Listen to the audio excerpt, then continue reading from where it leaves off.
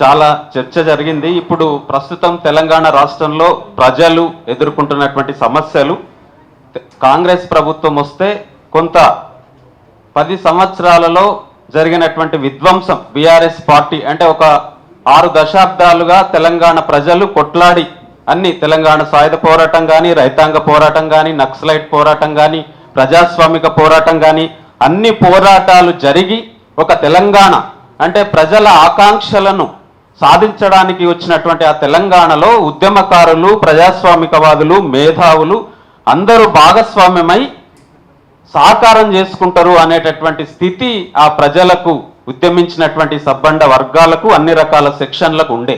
కానీ ఈ 10 సంవత్సరాలలో జరిగినటువంటి విధ్వంసం 50 సంవత్సరాల కంటే ఎక్కువ జరిగిందనేది మనం గమనించాము. ఆ ప్రజల ఆకాంక్షలకు అనుగుణంగా ప్రజాస్వామ్యాన్ని పునరుద్ధరించాలని కాంగ్రెస్ ప్రభుత్వాన్ని ఇండైరెక్ట్గా ఈరోజు జాగో తెలంగాణ కానీ, టీపీ జాగ్ కానీ, లేదా మేధావులు కానీ, ప్రజా సంఘాలు కానీ, ఉద్యమాలు కానీ ఆల్టర్నేటివ్ వస్తే బాగుంటుందని కేసీఆర్ నోడించి ఈరోజు కాంగ్రెస్ ప్రభుత్వాన్ని తీసుకురావడం జరిగింది. అయినప్పటికీ ఈరోజు కాంగ్రెస్ ప్రభుత్వం, ఏ ప్రభుత్వమైనా కార్పొరేట్ ఎజెండా, పెట్టుబడిదారుల ఎజెండాను ముందుకు తీసుకుపోయి నిర్బంధాన్ని ప్రయోగించి ప్రజా ఉద్యమాల మీద, ప్రజాస్వామ్యం మీద దాడి చేస్తూ ఉన్నది. ఇటువంటి సందర్భంలో ప్రజలు పోరాడుతూనే ఉన్నారు.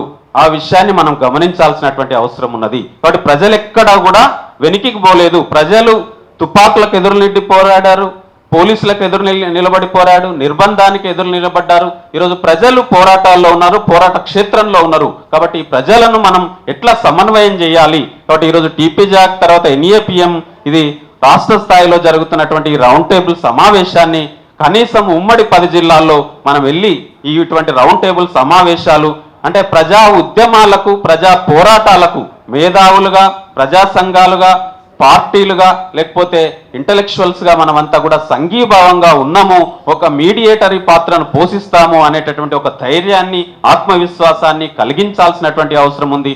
ఆ ఆత్మవిశ్వాసాన్ని, ధైర్యాన్ని మీరందరూ కూడా, ఇక్కడున్న మనమందరం కూడా కలిగించాలని, ఆ కలిగించడంలోనే మనం ప్రజా పోరాటాలను సక్సెస్ చేసుకోగలుగుతామని, చిత్తనూరులో జరిగినటువంటి విధ్వంసంకి వ్యతిరేకంగా ఆ రోజు ప్రజా ఉద్యమాల వైపు నుంచి కానీ, ప్రజా సంఘాల వైపు నుంచి కానీ, మేధావుల వైపు నుంచి కానీ ఒక లోపం జరిగింది. అక్కడ ప్రజలు ఇప్పటికి కూడా పోరాడడానికి భయపడేటటువంటి ఒక స్థితి, అంటే సంఘీభావం అనేది కొరవడింది. మరి ఆ లోటును మనము, ఆ విమర్శను మనం తీసుకుని ప్రజా ఉద్యమాలకు సంఘీభావంగా మనలాంటి వాళ్ళమందరం ఉండాలని, అది లాయర్లుగా హైకోర్టులో ఈరోజు జ్యుడిషియరీ అట్లా ఉంది అని చెప్పడం బాగానే ఉంది, కానీ జ్యుడిషియరీలో లాయర్లుగా మీరు హైకోర్టులో ఏం ఫైట్ చేస్తా ఉన్నారు?